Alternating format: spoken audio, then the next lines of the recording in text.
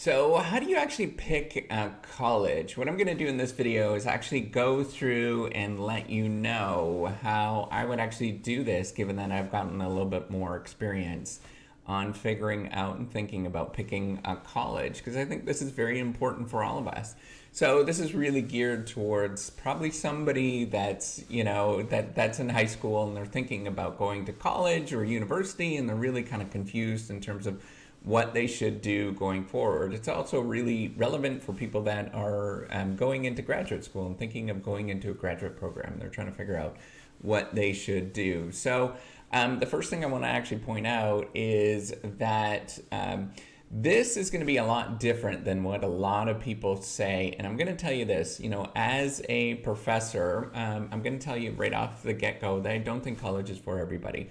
So if you are uncertain, and if you don't want to, if you're not going to give it your all and give it 100%, then I would highly recommend that you don't go to college, you don't go to university. It's going to be a total mistake for you, because you're going to waste your time, you're going to waste your money.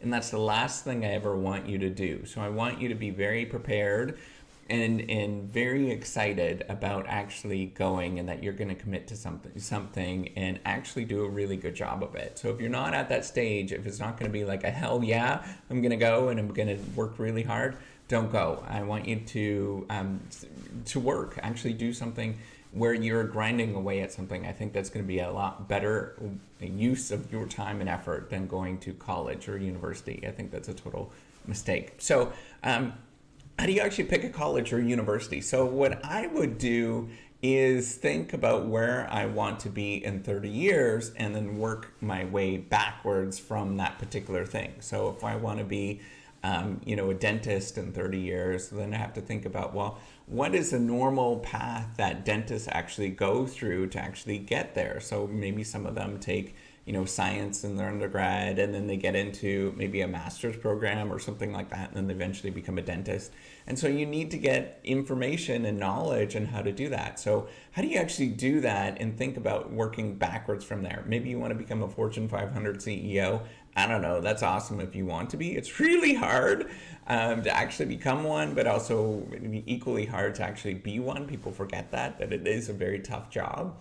But you would look to see what Fortune 500 firm managers look like, or CEOs at these large corporations look like, and how they actually got there, and what's the path that they actually got there. And it's pretty ordinary paths, actually. A lot of them are probably like an engineer or an accountant or something like that, and they spend 20 years or 25 years working up inside their business, and maybe most of them will probably get an MBA someplace, and then they will go and sort of transition into a Fortune 500 CEO over time.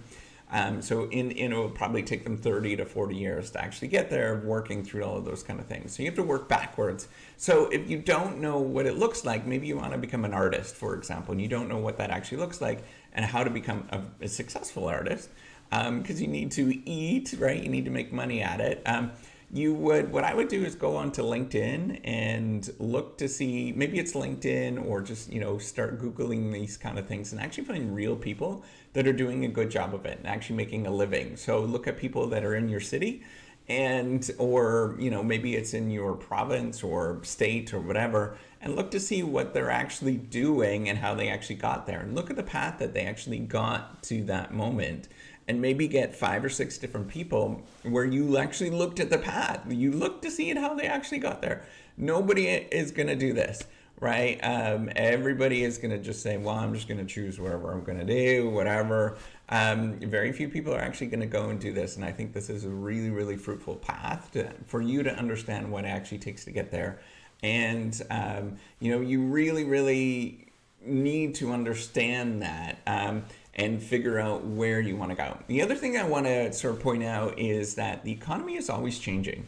And if you have the sort of idea that you want to do something that's creative or interesting, don't rely 100% on what people have done as well, and apply your own sort of creative idea how to actually get there. So you need to be creative and actually to get to do something, but at the same time know that the sort of creative path is going to be very hard, right? So, if you would have said somebody was going to be a YouTuber and do very well, 5-10 years ago at becoming a YouTuber, that's nonsense, right? Like people would have been like, what the heck are you talking about? YouTube is just for cat videos.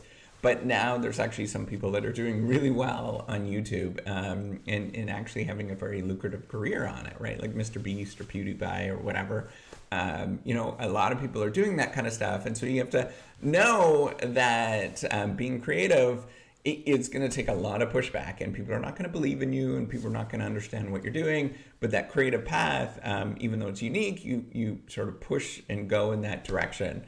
But also look to see what is tried and true and how people have done that in other areas that you can leverage to get into that more creative path, right? So, becoming a radio talk show host is not that much different than becoming a YouTuber, for example. And so think about how they actually did that and what they did to actually do those things and learn those particular skills. Another thing, so this is a really important thing for all of us to really realize, is look to see what you spend most of your time on right now, what you do on a day-to-day basis, or what makes you smile. Like if you're really excited about something. So what do you do on a day-to-day basis? What is it that is interesting to you on a regular basis, right? So, maybe you do like school, or you like biology or chemistry or whatever, and then look for the careers that sort of leverage that and think about those kind of things. Or, what is it that you get really excited about and interesting about? So one thing that I kind of figured out, so, I'm a business professor, I'm sure most of you know that, is that I eventually understood whenever I read business books and about investing or business or whatever, I always was so energized I couldn't sort of put it down, and actually I couldn't read them at night because I would get too excited about it. I would a total nerd, right?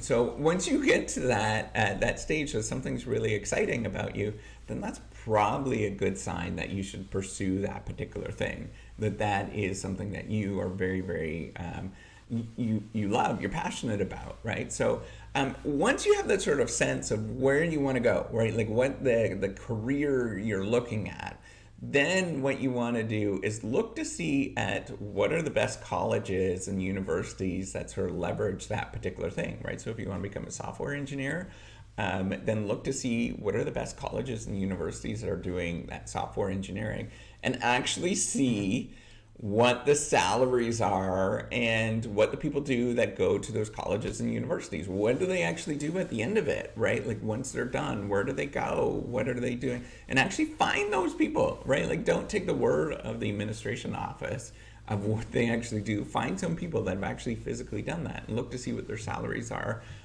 or look to see where what they've done in terms of cool things. None of you are going to do this, but if you do this, this is actually a really rational way to think about what you should do going forward. And then once you do that, get information on the tuition, for example, how much it's going to cost. Put this all into an Excel spreadsheet. I'm going to strongly recommend that you put this into an Excel spreadsheet where you have maybe it's 5 to 10 different colleges and universities in there, in the how much it costs. How much is the tuition? How much are you expected to make? How many people actually graduate? What's the attrition rate? Those kind of things. So you physically can see these things and you lay it out in such a way that you can see what the answer is. And often it's extremely clear when you do this. I'm so surprised that people don't do this. So this is kind of the weirdest thing that, education, other than maybe getting married to somebody, it's going to be the most important thing in your life to choose, and yet we put far less effort into picking our education than we do in terms of picking our home, for example. Many of you are going to do this when you pick your home in terms of thinking about, what is the best investment and all that kind of stuff. But nobody does this with education. They just go to where their parents went, or, what is the closest place. I mean, that's garbage, right? Like, who cares? That's totally irrelevant, often very irrelevant to the decision in terms of what you should do. Because if you go to that close place, you could go to a faraway place that's really good and come back, right? And that would make a lot of sense, rather than just going to that close place, or, going to the place where your parents went to. It's nonsense as far as I'm concerned. I want you to actually think through and go through this. But, what the last thing I wanted to point out is be careful of those loans. So student loans, they're very expensive. And if you think that you are going to have a tendency to party or do anything like that, don't get a loan. It's going to be a terrible idea for you. So if you're going to spend most of your time just kind of slacking and partying, don't do it. You're going to be stuck. You're going to be paying for those things for 20 to 30 years, and that's going to be a real penalty for you, and it's going to really hold you back. I would strongly recommend, if you have that sort of idea that you're going to go to college or university to more or less party, then I would highly recommend that you go work, because you are actually going to have a fun time when you're working, and then you can party at the same time, right? Like that's totally part of what you can do. Don't waste that investment. Don't waste that time that you're spending. You should be investing in yourself and building that capability so you can do extraordinarily well in the workplace. And then you can sort of do a little bit more partying and stuff like that. So I'd highly recommend for you to do that. Don't get a loan just because you're getting a loan is offered to you. It's a mistake. Yeah, a strong mistake to do that. Think of it as a financial investment in your future. So if you like this video, give me a thumbs up. Do subscribe to the YouTube channel. Take care and have a wonderful day. Bye.